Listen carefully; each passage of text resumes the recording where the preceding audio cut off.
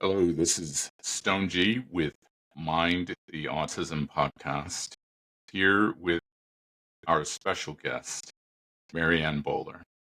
And she's going to share a little bit with us about cultural competence and why that's important for you to understand as an autistic person. Maryanne, please share a little bit about yourself. Hi, Stone. Thank you. Thanks very much for having me on the program. Very excited about what you're doing in this space.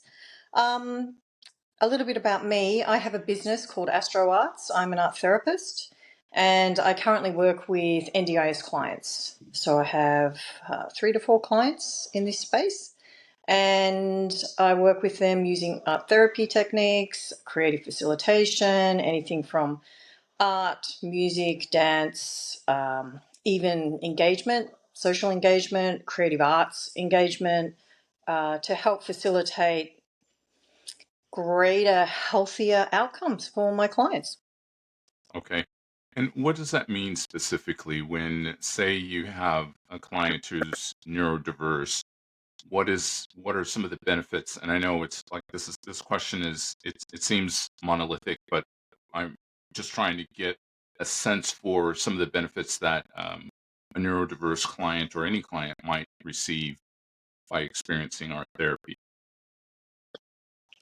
Well, that's a really good question. And to answer that, for neurodiverse or for anybody to begin with, anyone, uh, creative arts approaches to healing are very powerful. They're very significant and they're quite rapid. They happen quickly.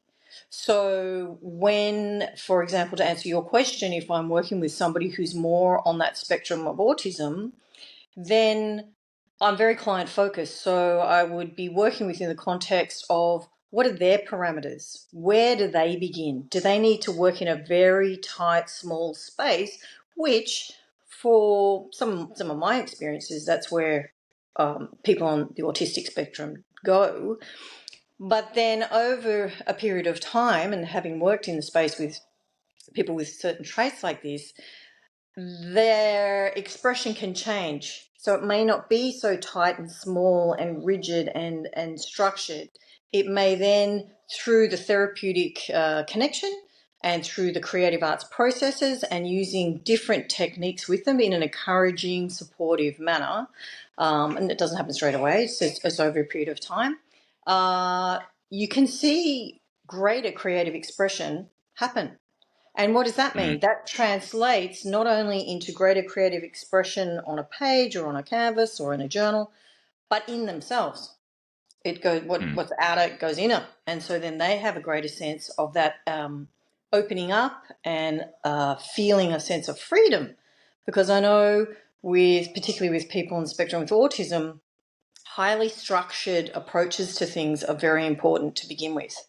And part of the way I work with people is to facilitate creative freedom and creative expression. So sort of, if you can imagine the lines, I like to try and we'll start in the lines, but I like to encourage over time, what does it look like working outside of the lines? And how does it feel? And not taking people too far out of their comfort zones too soon, but building that beautiful rapport and sense of trust, which of course is extremely important in the therapeutic process for anybody to even begin to explore or experience different parts of themselves. Yeah. okay. And this is probably I've probably asked this question previously, but I just want to get it drilled down a little bit more. When someone is starting to become more creative, what are some of the outcomes that you notice for them, Oh, or really, maybe that they've expressed? really good question. So I've had one client that I've worked with who was working deeply within the lines, and we were working with watercolor and different penned images. And I always like to play or encourage music. And in this particular space, during the course of the activity, this client felt this music and got up and started moving and dancing. And it wasn't something she was ready to do or thought she would do, but it was taken by the moment. And it was a very enriching experience for her because the music, the creativity, it all interplayed. And there's a sense of a greater sense of self happens in those moments. So you're Mm. experiencing a greater sense of self instead of something limited, it expands.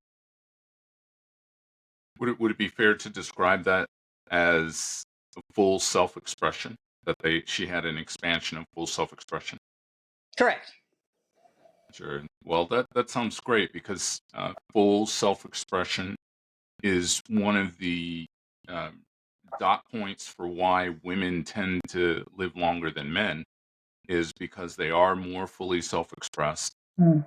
than men. So if that's what your work is doing, it's actually contributing to longevity, which is Yes. amazing. And so earlier you mentioned that your work is quite client centered, and I could Mm. hear that in everything that you were sharing, which it seems to also address cultural competence. And can you talk about cultural competence in the work that you do? Yeah, that's a really good question. And I think client centered, cultural competence are kind of one and the same in some respects, because you have to understand who it is you're working with.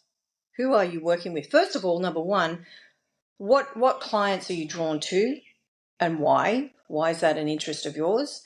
And um, what are the traits around that particular set of criteria for that particular population group? Okay, so I've worked across different population groups. I've worked with the aged, I've worked with kids, I've worked with women, I've worked with refugees, and now I'm working in the disability sector. So each one of those cultural groups, if you like, I have to understand before you even begin. There's a number of things. Firstly, you must research. You must look into what are their requirements predominantly and individually, as a group and individually. So there's the first thing. The second thing, in working with any of these groups, and we've discussed this before, Stone, is that, and I encourage anyone who's a practitioner or think you're becoming a practitioner of any sort, to always have yourself supported. You have to know yourself before you even begin working with any of these people. You have to be doing the work on yourself. Doesn't matter whether you're neurotypical or you're neurodiverse, you must have an outlet of a counselling psychologist or some kind of practitioner that is psychologically based and certified, so that you have somewhere safe to go if you're triggered, because these are the things in working in this space that are of vital importance, and I can't emphasize that enough. So for Mm. example, in my business, I have one overseeing counselling psychologist, and also I work with an arts therapist. So I have two, so that if something triggers for me in any of these groups or people that I work with, I've got somewhere to go and talk. And that's all about self-care, and we'll get into that in a minute. But back to cultural competence. Cultural competence in this space is vitally important to know, A, as I said, who you're working with, what are their primary needs, and what are their individual needs. And that you only get the individual needs once you're sitting there with that therapeutic relationship that you build through rapport, through trust, through confidentiality, all of those things that you've got to set up with the client. Okay. So it sounds that what I'm hearing you share is that to the extent that you're able to grow yourself and know yourself and expand into who you are, so that you understand maybe the voices or the stories that you might have in your life, or the biases or perceptions, to the extent that you can know all of these things, that is the extent to which you can be effective with your clients. Would that be fair to say? That's very correct. That's correct. Okay. Because at the end of the day, if you're working in this space, if you're going to see someone, a practitioner, what's it all about? It's about a sense of safety. It's about a vessel of trust and safety and containment. Mm. And if you have not done the work on yourself and you are sitting with a client and something triggers you, therefore you're dysregulated, you need somewhere to go and deal with that. And that's not with the client. That's somewhere Right. else. That's with your practitioner, your overseeing counselling psychologist. Uh, Right. and you are not effective in this space. It's part of professional practice to have these in place. So, in fact, it is negligent. If you are not doing self care, if you are not working on yourself and know yourself in terms of triggers, strengths, weaknesses, what you bring to the table for the client, as well as having an overseeing, counselling, supervisor, psychological background, then it's negligent Mm. towards the client, towards yourself, etc. That sounds really valid, uh, because I've had practitioners who didn't understand what autism was, and Yeah. so there was some ableism involved in the way that they were treating me, or they had a bias in the way that they wanted to work with me. And then I've had other counselors who would become emotionally involved, where I have to stop myself from what I was sharing and try to check in with them to make sure that they could They are okay. continue the session. So yes, I understand, and I completely agree with you. Yeah, that's what you don't want to happen. And again, bring it back to the autistic spectrum. If you're sitting with a client, you don't sit there and ask them on an autistic, how you feeling, how you feel, because as we know, and many of your viewers will understand that with autism, it's a process of processing through the mind. So you'll ask an Mm, autistic person, how, what do you think? What do you think? And you're going to get a better yes, response than what do you yes, feel? Because that's for us neurotypicals, where we're very embodied in our emotions.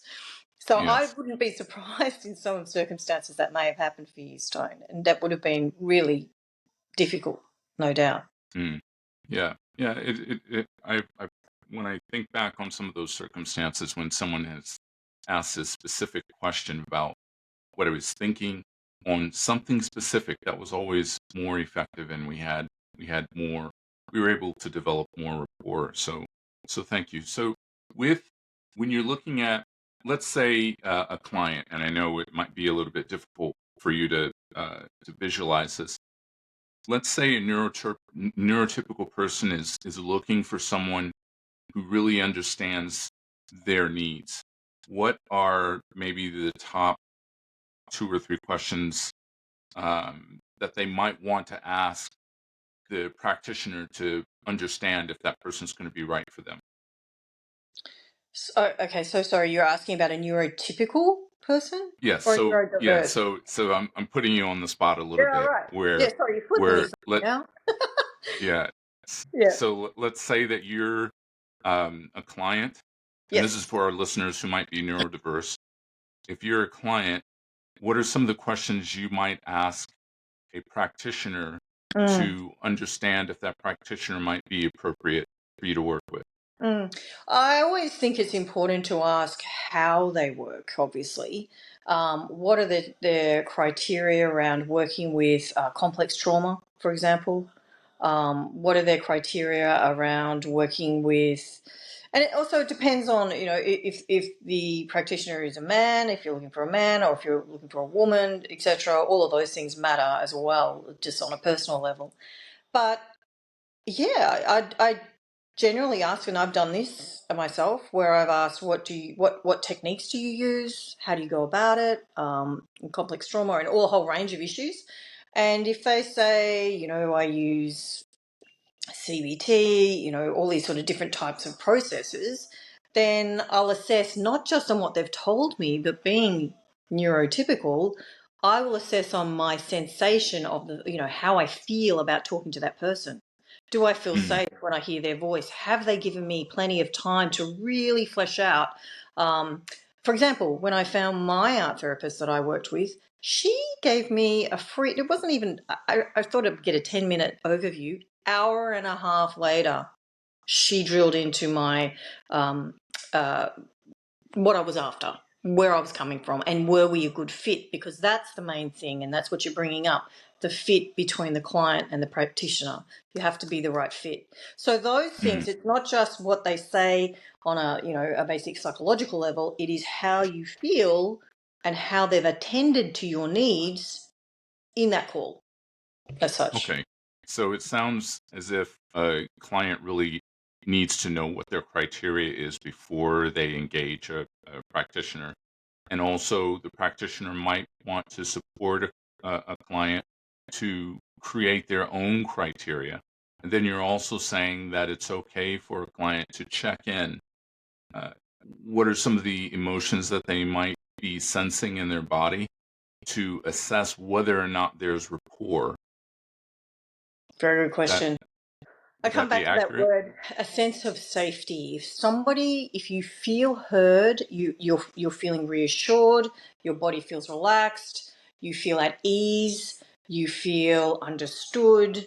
Therefore, again, you're at a sense of ease or comfort, where you are made to feel comfortable and safe in the process of the call, because that's what the whole process is all about. If you don't Building feel that rapport. with somebody, in my opinion, if you don't feel that, I had to ring recently for somebody that I know, and I spoke directly to the psychologist on their behalf, and I think it's a great fit for this person, but I know that wouldn't be a great fit for me just by Mm, the feel of the call. I didn't right. feel ease. I didn't feel comfortable. I felt quite different. But I know for that particular person, that is the right person. Make Mm. sense? Yes, absolutely. Thank you. And I think I want to just pivot to the other side on where you are, and then I'd like to have a conversation about self-care as it relates to these I guess you could call them dyadic relationships. Yeah. Now, what are some of your suggestions for practitioners who maybe they haven't worked with neurotypical people, or correction, they haven't worked with neurodiverse people, Yeah. and maybe they've worked with neurodiverse people and they'd like to expand their cultural competence or their ability to be client-centered. What are some of your suggestions for that? Yeah. I think I touched on those just a little bit before. Number one, to answer what was the first question? Sorry. It's Gave me a few things there. yeah. So it's what are some of your suggestions for practitioners Yeah. to expand their capacity to work with neurodiverse Okay. We'll people? start with that. We'll just start with that. So, um, to work with neurodiverse people, of course, number one, you have to research. You have to be understanding of the population. If you're like, it's the same in business. If you're a business person and you're going to go and sell something to a whole group of people, you have to understand who you're selling to. So this is a different process, psychological process, but the process is the same. You have to understand who you're going to be working with and how best to connect the connectivity with neurodiverse. So for neurodiverse, particularly things around, most neurodiverse people are extremely intelligent, high intelligence. Some have low sociability, but they are extremely intelligent. Therefore, it is an easy way to begin a relationship with a neurodiverse person by having a conversation about one of their favorite topics. What's your favorite topic? What do you like to talk about? And get talking therapy. And I will tell you now, I'm absolute, and you know this, I love all my neurodiverse friends and clients because they're super intelligent, and the conversations you have with them, you come away so enlightened and so enriched. With a So different beginning perspective. there, sorry? You, so you're alluding to you get a different perspective, which expands your being in working Absolutely. with them. Absolutely through the mind. Name of your podcast. It's through the mind that you need to connect with neurodiverse people. Neurotypical people, well, the processing happens generally through the emotions and the mind, but predominantly when they're coming to a counseling space, it's emotional. So you need to connect emotionally and get the person talking about, well, what is most concerning you at this point? What is happening for you at this stage that you would like to share? If they're willing to talk about that. If not, you have to build a rapport to begin with anyway, which again can also be a mental conversation, like an Mm, intellectual conversation before you can get in there, because it's all about building safety and trust. thank you. Thank you.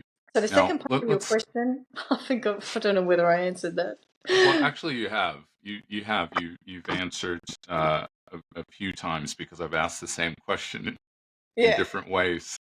But I wanted to move on to self-care Yeah. and how that relates to being client-centered and and cultural competence. Uh, First off, Okay. Well, I, I well, think. just as a framework, I want to let our listeners know that self-care is not going to get a massage or spending time at the beach, or it can have some of those elements. Self-care is disciplined, and it's set aside time as well as resources that you put aside specifically for your expansion. So if it doesn't have those elements, if you're doing something that's nice to do, self-care is in place, and it's not one of those things. For instance, someone might say, oh, I'll go to the gym if I have time. That's not self-care. So self-care, it's rigorous, it's specific. And so I just wanted to put that as a framework, um, for all of us to have the same understanding. So if you could share why that's so important for uh, cultural competence and being client-centered. Yeah, very good point. And look, at the end of the day, you're only going to be as good to your clients as you're treating yourself. You have to fill your own cup first, and you have to know your own cup. And as I said before, if you're depleted, it's all about energy. If you're depleted, then you have nothing to give or listen to or be present for. So what I would say about self-care, number one, and I've already touched on that, is definitely have a practitioner that you have. You must be doing that if you're working in this space. You have to do that. The other thing is, and this is a practice that I now do pretty much after each session that I have, which sounds quite simple, but it is incredibly powerful and it works for me. And that is, I do grounding. So I will go outside, I would take my shoes off, I'll often lie on the grass, or I'll actually hit up a tree and lean on the tree, because the earth actually can take that electromagnetic field of somebody else's energy off you. So if you come away from a client and you went in feeling fine, but you come out feeling, oh man, I'm drained, you have given a lot of energy and then you've been zapped. So you need to replenish that. And that's one practice that I highly encourage. Very simple, very easy to do. What are some of my other practices? With me, because I'm creative and I'm based in art therapy, I obviously practice my own techniques. So I will journal, I will depict through collage, through water paint, through whatever creative arts processes feel right at the time, to get to get either energy back or to get energy out. The negative, you don't want energy on you. You need to move it on, and you need to learn that. And it is actually vitally important. I'll give you an example, because when I started my business, um, I was all excited and I had quite a few inquiries, so I was sort of answering them all. But it takes time to sort of figure out who you actually can work with and who you can't work with. And I came across a client who I no longer work with, but at the time I thought I could manage it, and it turned out to be extremely difficult case, much bigger than I expected. And luckily, because I have a supervising counselling psychologist, therapist, I spoke with them and they said, you need to leave this. This needs a team of what was happening for that person, because my energy just went and I started to feel my mental health going down. So this is the exact, if I can impart anything on this particular podcast with anybody wanting to get out there and work in this field, which is fantastic, you must take care of yourself, number one, with all of those,